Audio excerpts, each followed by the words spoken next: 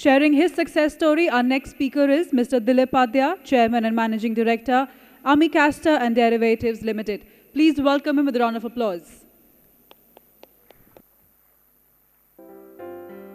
In Jalodra, near Palanpur, Mr. Dilip Padhya had an austere upbringing in a family which prioritized service to the society rather than just earning money. He was very clear from his childhood that he will become a doctor just like his father and grandfather. After completing BSc in microbiology, he did a course in medical laboratory technology. He found that castor, an abundantly cultivated crop in the region, didn't have anyone investing in its multiple uses, and thus the foundation to Ami Castor and Derivatives Limited was laid.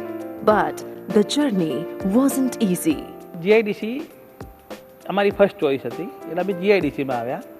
GIDC અમને અમારી choice પ્રમાણે અને અમારી જરૂરિયાત પ્રમાણેનો plot અમને આપ્યો અને અમે અહીંયા એનું શરૂઆત કરી કે ભાઈ એનું પ્રોડક્શન આપણે શરૂ કરીએ. તો પ્રોડક્શનમાં અમને શરૂઆતમાં એવો પ્રોબ્લેમ આવ્યો કે ભાઈ અહીંયા કોઈ સ્કિલ વર્કર ના મળે.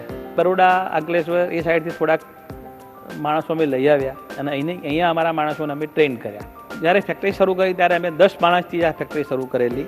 આજે મારી ફેક્ટરીમાં લગભગ 80% સ્ટાફ હશે જે ફક્ત આજુબાજુના ગામડાઓનો જ હશે જેમને અમે ટ્રેન કરેલા છે અહીંયા અમારા ત્યાં. એટલે અર્લી સ્ટેજમાં અમે બહુ બધી સ્ટ્રગલ ફેસ કરી કે ફેક્ટરી ચલાવી કેવી રીતે. બનાવતા તો આવડી ગયું, એને વેચવી ક્યાં?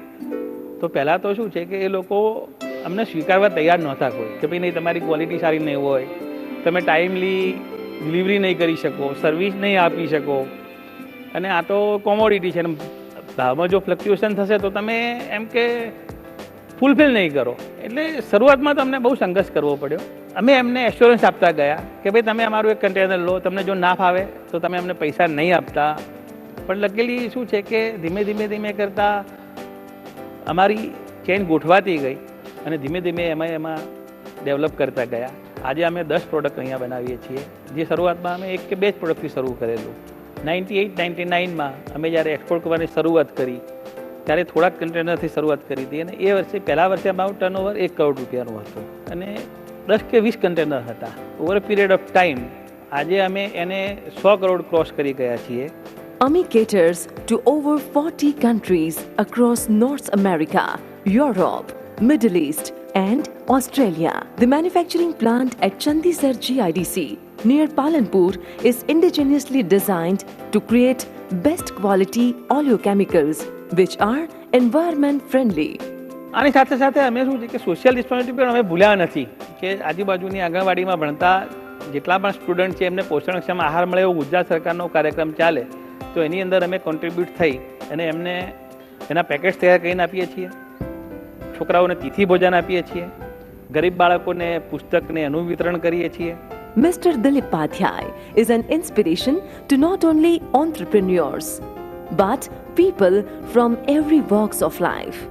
With a clear vision, perseverance and humility, he turned a small idea into a 100 crore company. He has shown every quality of a true leader and emerged as an icon. Dais ઉપર બિરાજમાન મહાનુભાવો,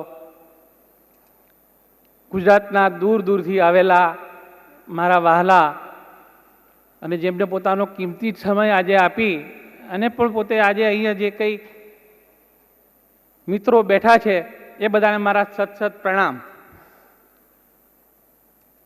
મારા ફેમિલીની વાત કરું તો મારા father doctor હતા, મારા ગ્રાન્ડફાધર ડૉક્ટર હતા, મારા ગ્રાન્ડફાધર ડૉક્ટર હતા અને મારા ગ્રાન્ડફાધર રાજવૈદ્ય હતા અને હું લેબોરેટરી ચલાવતો હતો અને એમાં અમે બ્રાહ્મણ.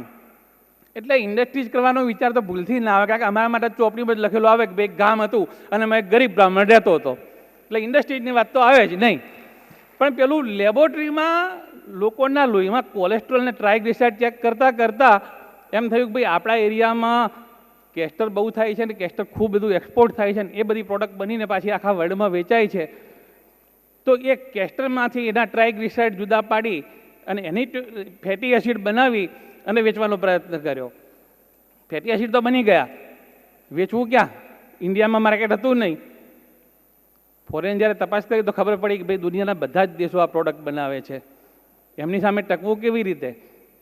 જ્યાં જઈએ તો સૌથી મોટો પ્રોબ્લેમ આવે ભાષાનો. આપણી પ્રોડક્ટ એમના કરતાં વધારે સારી હોય પણ આપણી રજૂઆત કેવી રીતે કરવી, આપણી વાત સાંભળવા કોઈ તૈયાર ના હોય. કારણ કે ઇંગ્લિશ સમજનાર વર્ગ હાર્ડલી 10%, બાકી 90% વર્ગ પોતાની ભાષામાં વાત કરવાવાળો જ હોય. મિત્રોને ખાસ કહી દઉં કે હું પાછો આવી 3-4 લેંગ્વેજ શીખ્યો અને એના આધારે મારી વાત રજૂ કરવાની મને ત્યાં તક મળી અને મારો બિઝનેસ શરૂ થયો.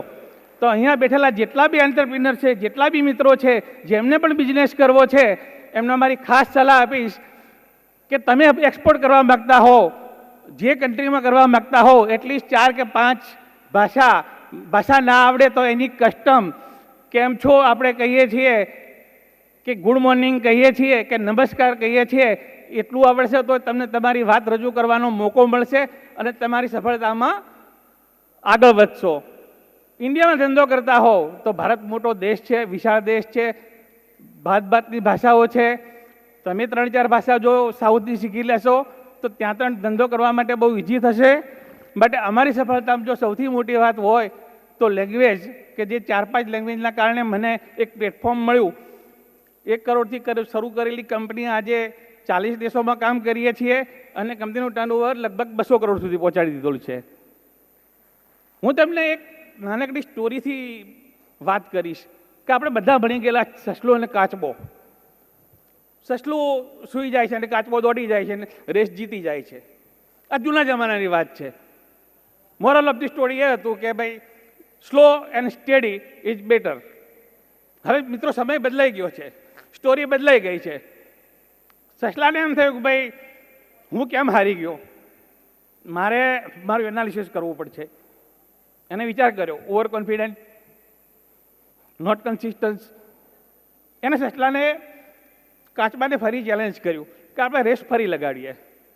રેસ ફરી લગાડી, સસલું સતત દોડી ગયું અને જીતી ગયું. તો આજના સમયનો માંગ એ છે મિત્રો, ઝડપી, ભૂલ વગરનું અને સાતત્યપૂર્ણ. જો આવું કામ કરશો તો અવશ્ય સક્સેસ થશો.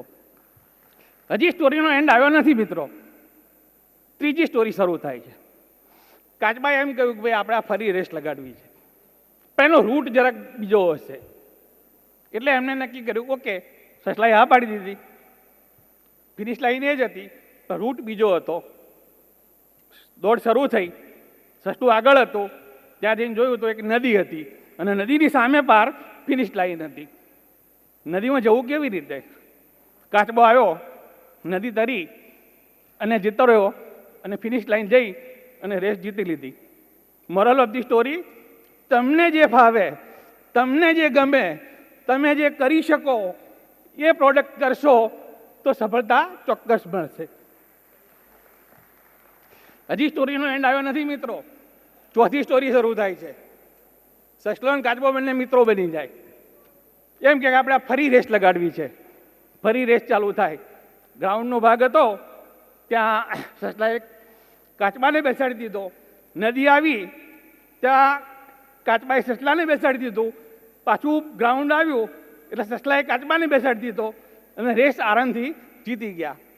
Moral of the story, team work. અમારી સક્સેસમાં મારા નાના ભાઈ છે કે જેમને હું બહાર ફરતો હતો ત્યારે એમને આખી ફેક્ટરી સંભાળી લીધી, અને અમારા વર્કર્સ, એટલે ટીમ વર્ક એ બહુ અગત્યની વસ્તુ છે.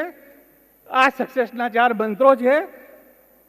ગુજરાત સરકાર, જીઆઈડીસી, આપને મને બોલાવ્યો, મને તક આપી અને આપે મને સાંભળ્યો એ બદલ ખૂબ ખૂબ ધન્યવાદ.